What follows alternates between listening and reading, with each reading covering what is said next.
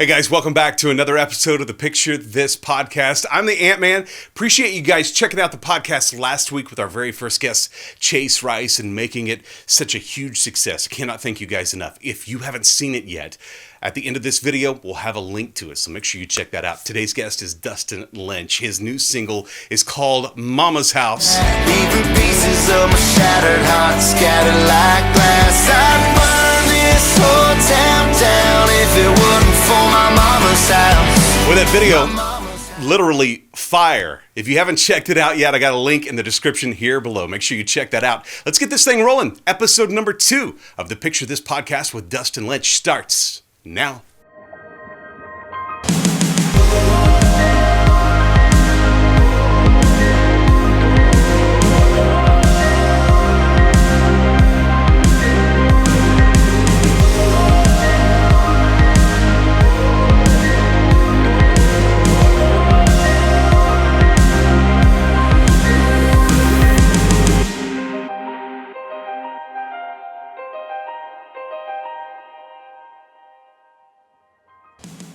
Welcome back to Picture This. I'm the AntMan, sitting down today in the beautiful home of Dustin Lynch. Dustin, how are you, bud? Welcome, man. Doing great. Yeah, thanks for having me. Thanks for sitting down to do this too. I got a ton of photos from you. I mean, this is it's really cool to look back through some of these. I can't wait to hear the stories of some of these. Yeah. Did you relive some of these stories as you were sorting through them to send to us? Oh, definitely so. Yeah. That's one thing I think why, and a blessing. You know, we've been really diligent over the years of kind of. That's good.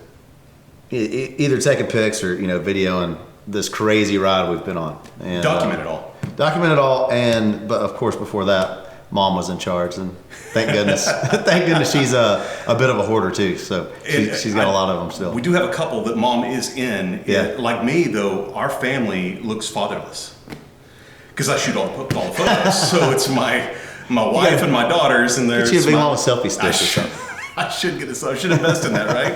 All the stuff that I've invested in, I should invest in a selfie stick. Let's start off with the one with Mom in here. This is Mom, Dad, and you. What year was this? That would be 07. 07. Yeah, man. 07. That's when you graduated high school? That would be, let me see, no, that's college. Oh, that's college. Thank you, though. I'll take that as a compliment. Yeah. That's after 4 hard years. That's baby-faced Dustin Lynch there. Yeah, for sure, man. That was it's funny. As I saw that picture, I'm like, man, I had some pudge on the cheeks. Well, you got a pretty vigorous workout routine though now, don't you? Yeah. Well, that was probably a lot of celebratory natural lights and Taco Bell back in the day, I would guess. We had a place called Taco Bueno. Taco Bueno, oh yeah, been there, done that. Have you? Yeah. That's where my freshman. I'd like to say 15. It was more like 40. Freshman 40, yeah. What'd you study in college? I was a science major, so biology major, chemistry minor, and I kind of fell into that just, I guess on accident. You get to school and you're like, what do I want to do? So I just took a bunch of classes, and I had a really quirky biology, like intro biology course professor. Okay. But anyways, I excelled at it. I fell in love with, how plants work and the human body works in that class. And I was like, shoot, I was pretty good at that. That was fun. I liked it a hell of a lot more than I did my English class, right? So I was like, I'm going to do more science next semester. And that kind of just was a chain reaction of falling in love with how the human body works. I ended up being a pre-med major with biology and chemistry involved. So a lot of those classes. At what point in there did music enter in as where you believed that this was going to be your future rather than the metal? Yeah, there was that kind of light. I don't know what you say it was a light bulb. The light bulb happened, I think, when I was 15 or 16, right? Okay. And I just became addicted to the process of writing a song. And then my mom had this old cassette deck. You kind of dropped one in and hit record. And being able to write a song, sing it, record it, and then walk out in the driveway and play it back in one of the cars was just a really cool thing. So that was when I knew I had to chase that. So all through college, I was kind of just studying at the Bluebird Cafe. I was going to watch writers' rounds and trying to learn how to write better songs. And then on the weekends at Lipscomb, it's a Church of Christ affiliated school. So there was no party atmosphere at all there.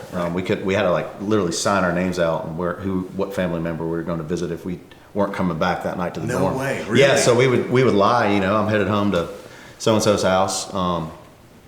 write the address, whatever, and then we would go crash with some friends at Vanderbilt because they would have cover bands come to the frat houses, you know, and so we had our cover story over there of, yeah, I'm a freshman and whatever we were doing so we could get into the party, and then I would watch those cover bands and take notes on what songs were working well, because you know, I realized, wow, these guys are getting paid to party with us, yeah, and I mean, that seems like a great gig to have as a college kid. So I started kind of writing down all those songs that were working and that I think I would enjoy, you know, singing, and starting to learn those in my off time, and then putting my, you know, kind of my song bank together. And that kind of turned into me getting my first gig as a cover band in Nashville, which rolled into, you know, years down the road playing frat parties and all that stuff. And I would say that's when really the light bulb went off, because I was getting paid to party at sorority houses and frat houses. And you're like, if I'm getting paid to do this. Yeah, in college. And it's like, wow, this is awesome. And started writing better songs and getting co-writes. And, you know, it was just the unknown, I think. You know, the medical path was the known. You know, it's kind of, you do this, you do that, and you go to school and you do this. And unfortunately come out in a big hole of debt, you know, try to be a doctor. So, but the music was fun and always happened through those years in college.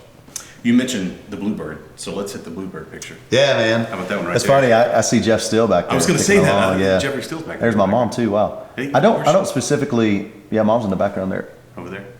Yeah. I don't specifically remember what round this was. I'm guessing because Jeff's there, I'd probably already had Cowboys was being ahead, or it was a charity event or something.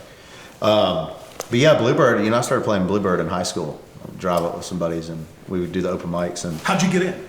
Like, to do the Bluebird? I mean, you get up there early and stand in line and Yeah. hope they call your name. Yeah. I mean, I don't know now. So You know, you'd stand there and forever wait, ago. and sometimes they wouldn't. And Sometimes they when, yeah, and they would give you a slip or something, and you kind of be guaranteed a chance to get in the next time or whatever it was. But First in line, maybe. yeah, something like that. Yeah. So we got in and played then, and just an infamous place. They used to air once a week. I think it was Tuesday nights. Would air on TNN, the Bluebird Cafe, and you know, sitting at the house, I'm like, who are these people singing these songs? You know, these Tim McGraw hits and whatever. And you know, I've then put it together. These are songwriters, and I remember seeing Keith Urban come in. I think I saw Brad Paisley on that show too, maybe. And so the Bluebird was kind of the place I just knew to try and go to, and it's 2 blocks from my dorm room at Lipscomb, so it just made sense to do. And yeah, years go by, and you didn't write Bluebird on the checkout sheet? No, not at all. No. I knew they could find me if that was the case. Yeah, sure. No, you had to have a cover story. But yeah, that the Bluebird Cafe, man, was where I learned a whole lot about songwriting, and on top of that, I think storytelling too. You know, it's really at the Bluebird, it's not about when the song's playing, it's what happens in between those songs. You know, that really educated me as a writer. Do you have a preference, performing or writing? Performing, for sure. Yeah, do you? I love the writing process, but the problem that I have with the writing process, and I think all us songwriters do, is we write so many songs, or even if we're not writing a lot of songs, even when you write, and even if it's really good, there's always the second guessing, right? I think maybe I have second guess because I'm an artist. That's just what we do. It's always is this, yeah. And so it's a very abstract kind of job, and I think that's why I really enjoy, you know, having a farm and working and doing a hard working task, because it's that finite kind of concrete thing that you did. And songwriting, you never have that answer, right? You don't write a song and that day it goes on the radio and people like it, you know. You're always, it's just there, right? And then you don't know. And 100 or 99 times out of 100 is about the average for us professional songwriters. Those 99 songs are never heard. You know, it's the one. And so there's a lot of repetition and a lot of, I guess, just, I don't know, you want to call it range balls, if you will. I'm an ex-golfer too, that you got to hit before you hit a good one. So that's why I think I like performing, because performing is a bit more, we show up, we know we're going to have fun, and people are going to have fun with us. You know? You mentioned having a farm and working on a farm, but it looks like the love for that came early on in life. Yeah, there we go, man. Who's that hitting the picture with you? Well, that's my sis. Okay. Look at those fresh kicks we got on. All right. I'm rocking the denim on denim right on. What do you think? Those are Reeboks? What are those? No telling. I can't really tell. Yeah, they kind of cut off a little bit. Yeah, shoot, I wish we could.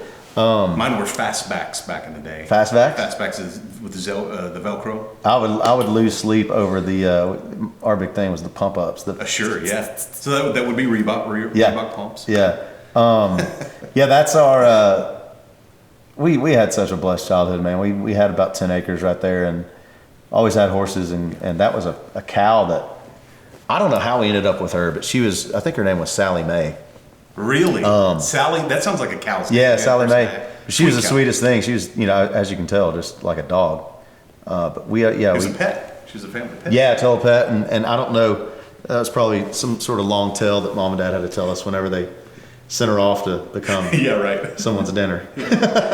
She wasn't yours though. That's all that mattered, right? No, my mom. There's no way in hell my mom would have been able to eat Sally Mae. So, do you have any animals on the farm now? Yeah, I nothing. I'm a huge deer and turkey hunter, so everything I plant is as of now is, to really kind of benefit them and that flock and that herd of deer. But I'm in the process of. I just the way my farm's kind of come together is in several different parcels, and I just lucked out that I was surrounded by some elderly folks and just kind of made friends with everybody when I bought my first acres out there, and slowly but surely they've been, it's been time for them to sell their farm, and so I've acquired a pretty good chunk together, and this latest piece that I got, I'll probably end up putting some cattle on, and my first job was down the street from that picture about a mile or two, and it was about 350 acre Black Angus working farm. So it's going to be fun to get back in that world a little bit. I'll bet. Yeah. I'd like to thank our friends once again at Broken Bow Records for sponsoring this week's podcast. One of their new artists, Lainey Wilson, has a brand new album coming out on Friday. She is dropping Saying What I'm Thinking. Her new single is called Things a Man Ought to Know. If you really love a woman, you don't let her go. Yeah, I know a few things a man ought to know. She's also got a couple of songs on the soundtrack for Yellowstone. Make sure you check Lainey out. I've got a link to her new album here at the description below. Brand new album dropping on Friday.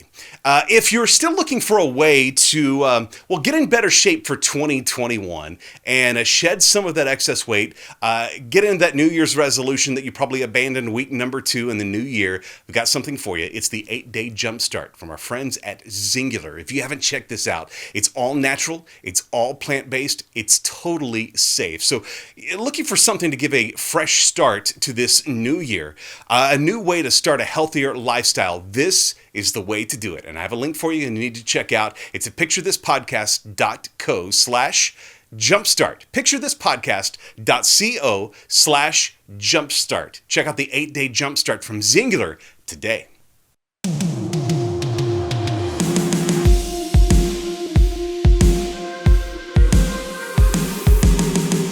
You like to hunt too, a little bit? Yeah, I love it, man. Absolutely. There's one of my first turkeys. Yeah. Do you turkey hunt every year? I do, yeah. I haven't missed a year. Turkeys, they don't like me in the month of April. That's one thing I would say. Yeah, well, that's hunting season here in Tennessee. But all right. I always say is that's one thing I can. It seems weird that do turkey well. hunting would be in April. April? Yeah, it seems like it would be November. Around Thanksgiving. Yeah, no, it's in April because that's when they breed. So the males are very responsive to the calling. And you can call them out. Yeah, you call them in. Well, how big do you think that one is? I would have to get a closer look, but he's definitely a mature bird, probably 3 or 4 years old. Yeah. Yeah. Was that dinner? Yeah, for sure. Have you ever had wild turkey? No, I don't think. Almost by accident the other day. Almost ran one over or something. I got a new truck and you got the grill guard on the front. I thought, well, it won't hurt if I do hit something. Yeah. And then here one comes. A couple of them. 3 or 4 of them came out and strutting around, acting like they own the place. I'm glad you didn't swerve. I know. No kidding. No, wild turkey's really good. It's a completely different tasting meat than what we're used to eating at Thanksgiving. Okay. Whatever those. Now, for Thanksgiving, do you service. have wild turkey or do you have store bought? Usually store bought. Okay. Just because we tried the wild turkey, it's to prepare it. I don't really like freezing it for that long, right? April to November. So. But yeah, I don't know. It's a different kind of deal, man. I'll have to cook you some up. There were There were a couple of pictures I was looking at that I didn't, like you're not in the photo, which is weird. I'm not in the photo. Yeah, you're not. I didn't see you. Are you in the? Oh, you are in the photo. That's me. It's a little. That's right there. Tell me about this. There we go. CMA's 2019. Yeah. Is that right? Yeah, 2019. That's my beautiful date, Kelly. Yeah. And that was our first official CMA's red carpet together. She was actually. We met shortly before the 18 CMAs, and she flew in, and we ended up doing the after parties together. That was our first carpet together. First one together. Yeah. How did she feel the first time walking the red carpet? Right? Oh, she's natural, dude. Are you kidding me? Yeah. Like it was fun. You know, let's be honest. You were her date. Oh, big time. Yeah. Well, that's what I realized. And honestly, while I'll probably in the future do some carpets solo, because I've taken my mom before, and now with Kelly. It's funny, you know, if there's any sort of new music or any sort of, you know, thing we need to promote, it ain't happening on the carpet if Kelly's with me, because it's all about her, which is awesome and it's fun. But yeah, it became for me. It was great because we do so many interviews about this, you know, my music, and to have her on a carpet, you know, it was new questions and new conversation, and then of course we get to dress up and have some drinks and watch, you know, our friends play music and win awards, and it's great. Well, that's what I don't know that a lot of people know, that's what red carpets really ultimately are for.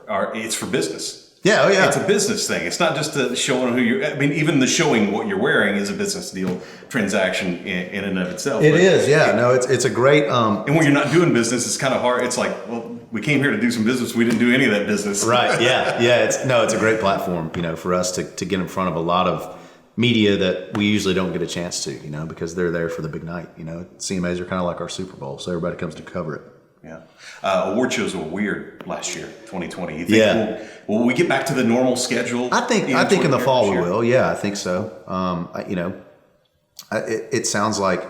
I mean, because I know the ACMs are usually April, May. Right. I wonder if we're going to have those already. Yeah, questionable there. You know, I hope we can do some sort of half capacity thing. You know, I hope they get Vegas back open and that's able to happen. You know. Well, speaking of, you have a pool party. I definitely hope they're open by my pool party. Yeah, we're doing something I've been trying to get going for years. We started this crazy, I would say, monster of an event down in Mexico at Luke Bryan's Crash My Playa. Sure. And it was. I've been there every single year. The first year they were like, "Hey, come by the pool and play a couple songs," and I was like, "Play a couple songs? Like I'm in Mexico at a pool. I'm gonna give you all about an hour and a half, whether you like it or not." Yeah. And they just didn't want to ask for it though. It was yeah, exactly. And so anyways, we showed up and hit the bar and liquor store before we got there because we didn't know. We were like, "Shoot, we'll bring a cooler and make sure everybody's got drinks around us in the pool." And it just turned into this awesome party. And the next year it grew, and the next year it grew, and now it's just become this fiasco.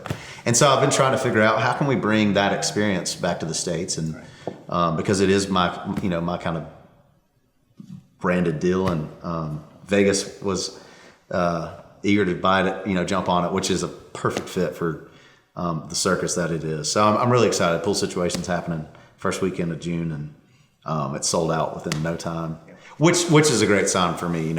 It shows you that our country fans are ready to get back at it and get back together and celebrate. Something completely non-musical. I like this picture right here. There we go, man. All right, so Cubbies. Yeah, some history. I'm trying to think what that background would be. I'm sure you can tell our practice field was just in great shape. I was some corn right next to you. For sure, yeah. I was a Cubby, man. That was my coach pitch team. No, I'm sorry, not coach pitch. That would have been that would have been after coach pitch. So I would have been maybe 9 there, I think 8 or 9. So you guys were pitching then? Yeah, we were pitching. Wow. I don't think I was, but I did work into a pitching role and.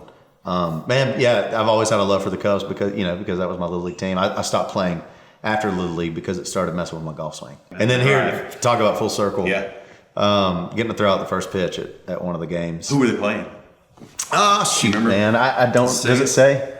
No, Reds. Reds, okay, yeah. Reds, right. I've got to go to several Cubs games. I couldn't remember which one that was. But, yeah, really cool to be able to fly mom and dad up. And sure. We were there for John Lester's charity event. And part of that day was to get to to throw out the first pitch. And, Yeah. I got it to the plate, baby. If you ever sing the national anthem at a baseball game? I haven't done the national anthem. I excel at this 7th inning stretch though. Oh, very cool. Yeah. That's a lot looser and more relaxed and not as much pressure. No, yeah, exactly, yeah, and it's a lot of fun to do. If something goes wrong, you just hold the mic out for the crowd to sing. Yeah, actually, right? One of my favorite memories of doing that, I was in San Francisco. I did this a couple times in San Francisco, AT&T, and it was around my birthday, this particular game, and I think it was after my birthday. But anyways, we had some time off as a band, so we took the bus, and I rented a house in Santa Cruz for a few days, and we had a big group fly out and meet us, and then we took the bus from that house, partied all the way to the game, and then I got up saying the 7th inning stretch in the outfield of AT&T Park, man, and it was a circus. It was a fun day.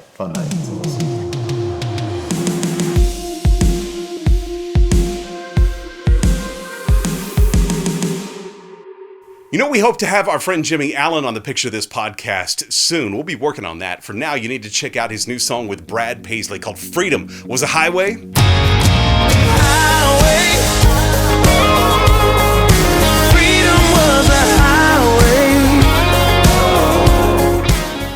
Man, it's such a good song. Gets stuck in your head. What do they call that? An earworm? It's definitely an earworm. If you haven't checked out the new Jimmy Allen, Brad Paisley song, Freedom Was a Highway, I've got the link to it in the description here at the bottom of the video. Make sure you check it out.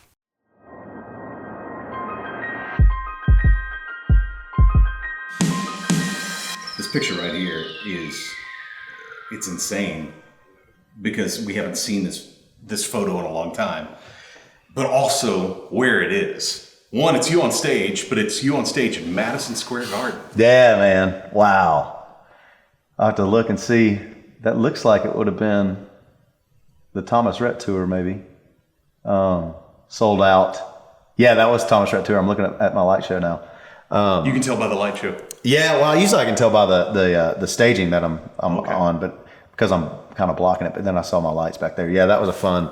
I don't know. There's something about certain nights of the year that kind of pop out and stick out, and I think probably most of that is just me as a performer. I feel like I execute all my obviously my performance well, but also I guess the banner in between songs and stuff. I don't know. I just felt like I had a really good show that night, and we hit all our marks as a band, and man, the crowd was so electric, and the fact that lined up with us being at Madison Square Garden was just awesome. We had a lot of friends and family there. A lot of friends from the industry came in for that show, and it just felt like a big win for us as a band that night. So that was a special one. You're very hands-on in your career. Yeah, I mean, you just told me what all that light package was in this tour. You know all the way down to the lights and sound. What is there another part of the business that you feel like you would like to be a part of? Like you do writing, you do performing, you're into lights and sound and producing.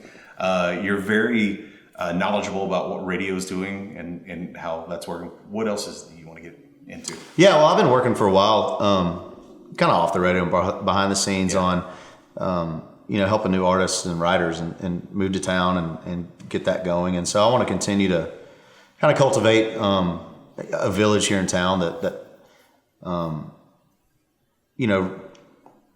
for me, it's all about the new challenge, and it's all about kind of me thinking back on how I started and what I wish I would have had. Yeah. I didn't know a person in town. I didn't know, when I got to Nashville and even after college, I was like, man, how do I crack this code? I was just playing bars and having fun, making money. And I wish I would have had a guy or a girl that, I knew. And now with social media, I think it will be easier. That's what gets me excited about this concept. But I wish I had a way to reach out to somebody that was doing it. I think that guy would have been, if I had a chance, it would have been Dierks Bentley if I could have reached out to anybody. Why Dierks?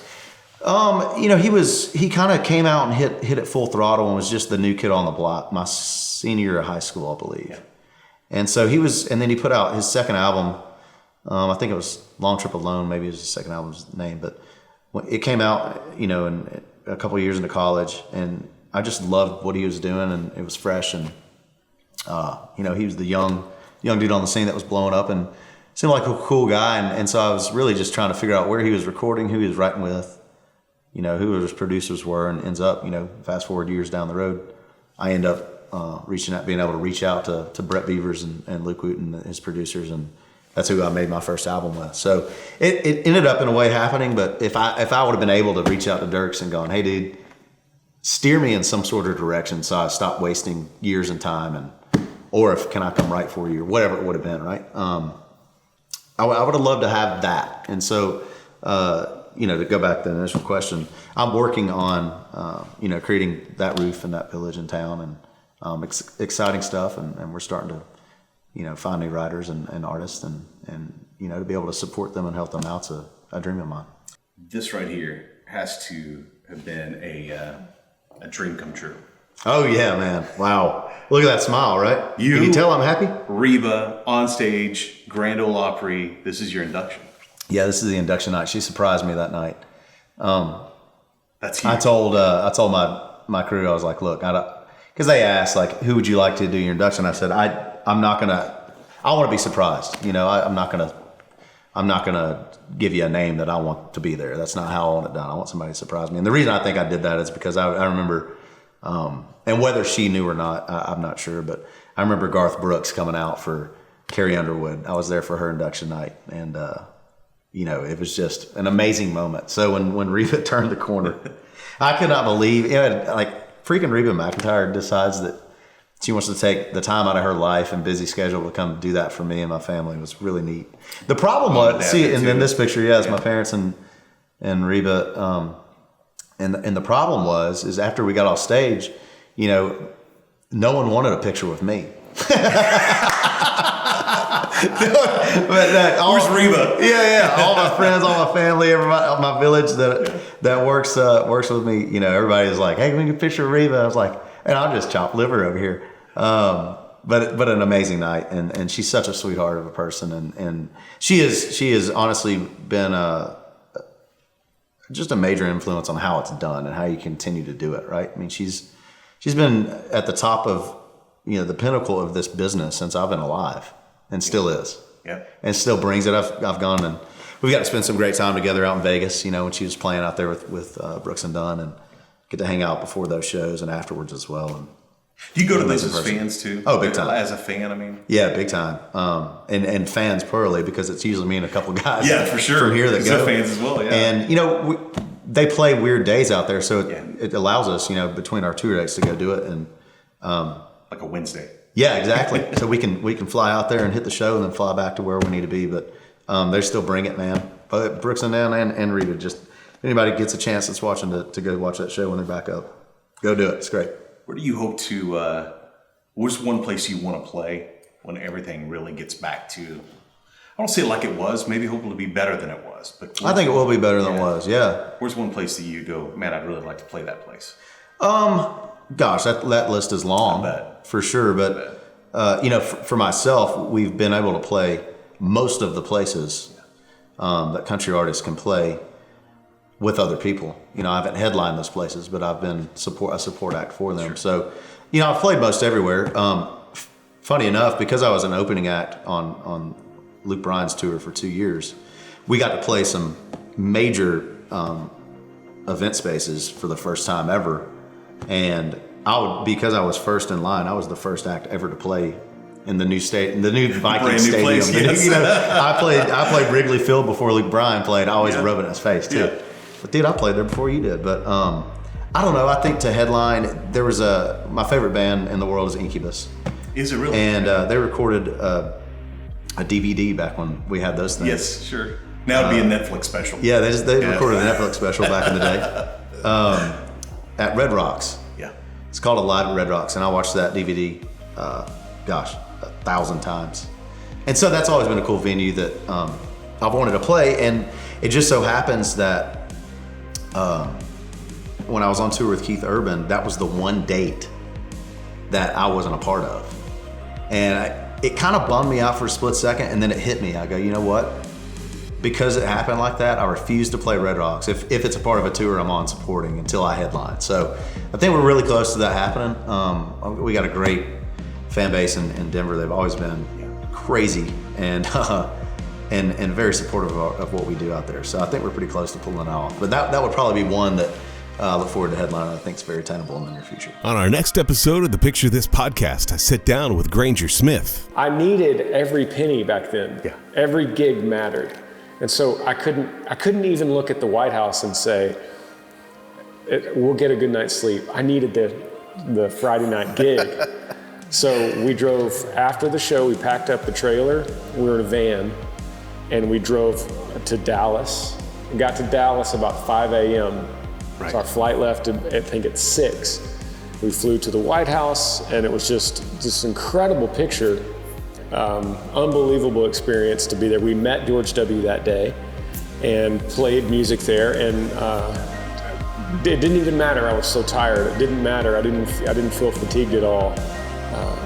And I'm glad I got that picture out of it. Thanks so much for checking out the Picture This podcast. Be sure to like this video, subscribe, and hit the notifications bell so you'll be sure to know when we release a new episode.